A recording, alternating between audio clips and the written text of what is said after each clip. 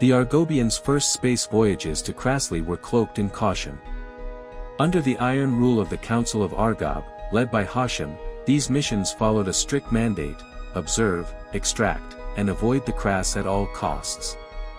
The explorers' goal was not reunion but exploitation, to plunder the ruins of Krasli's ancient civilization for resources to fuel Argob's ambitions. Their sleek, silver craft glided silently through the jungle skies, landing only in the forbidden grounds, where vine-choked spires and shattered domes lay untouched by the Kras. Hashem, a fervent disciple of the betrayal myth, saw the Kras not as kin but as traitors, enemies who had forsaken their Argobian ancestors. His leadership was absolute, his hatred unyielding. He ensured the missions remained secret, known only to the Council and the elite explorers tasked with stripping Krasli's past. To Hashem, the planet was a prize to be claimed, its people a relic to be subdued. Not all Argobians shared Hashem's venom. Chad, a scientist and explorer of rare intellect, sought knowledge over vengeance. With his friend Kubel, a fellow scholar, Chad had spent years studying Krasli's ruins, deciphering faded glyphs and salvaging data cores from crumbling archives. His pale, elongated face and wide black eyes reflected a quiet curiosity, a stark contrast to Hashem's cold resolve. Through meticulous research, Chad uncovered a truth that shattered the betrayal myth. Scouring ancient records buried in the ruins, he pieced together the real history: the silence from Krasli was no act of malice. Scientists had not been abandoned, they had been forgotten in the chaos of a great war had razed the planet, its atomic fires consuming cities and kin alike. The Arg annihilation. Borso's tale, born of desperation, was a lie that had shaped a civilization. The discovery weighed heavily on Chad.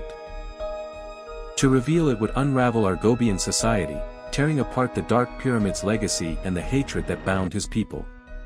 Yet silence felt like betrayal of another kind. His fascination with the Kras, jungle dwellers descended from the war's survivors, grew, their existence a living link to the truth he guarded.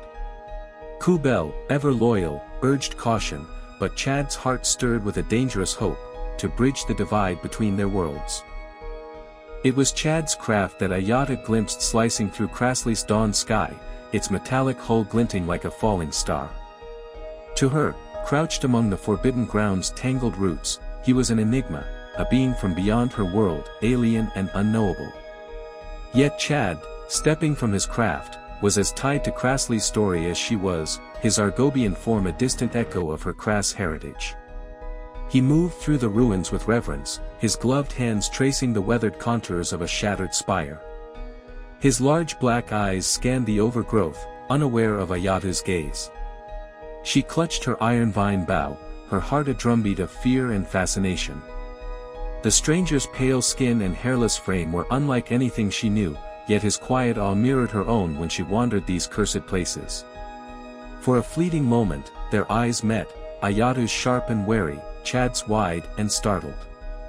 Time held its breath. Ayatu tensed, her arrow half knocked, but Chad raised a hand, his gesture hesitant, almost pleading.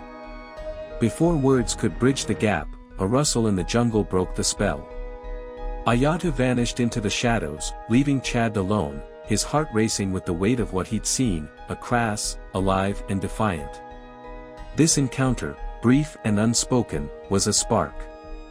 For Chad, it was proof of the Kras resilience, a challenge to the betrayal's lies.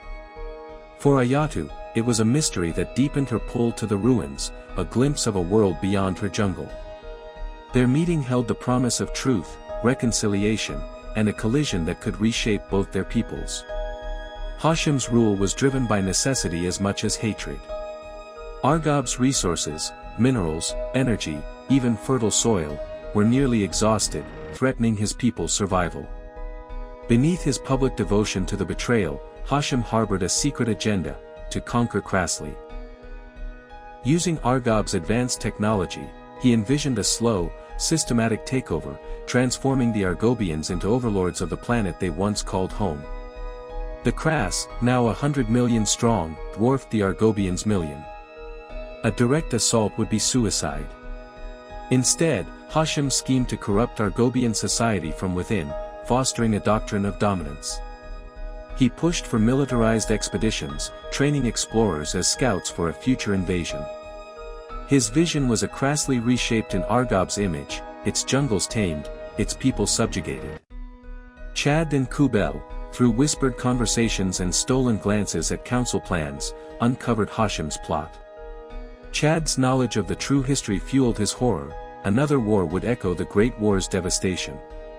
Kubel, pragmatic but loyal, saw the danger in opposing Hashem openly.